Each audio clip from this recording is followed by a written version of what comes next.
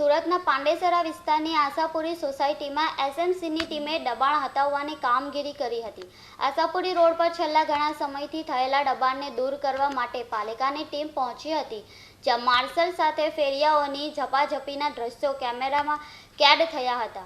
Surat smart city બનવા તરફ જઈ રહ્યું છે, ત્યારે સુરત મહાનગરપાલિકાની ટીમ હંમેશા રોડ પર થતા દબાણને દૂર કરવા માટે કાર્યશીલ રહે છે, પરંતુ સુરત શહેરમાં છેલ્લા ઘણા સમયથી થઈ રહેલા દબાણ પાલિકાના કર્મચારીઓ દ્વારા દૂર કરવામાં આવી રહ્યા છે। ત્યારે પાંડેસરા વિસ્તારમાં આવેલી આશાપુરી સોસાયટીમાં પાલિકાની ટીમ દબાણ દૂર કરવા ગઈ હતી। તે દરમિયાન લાડી ગલ્લાવાળાઓ સાથે માર્શલનું ઘર્ષણ થયું હતું।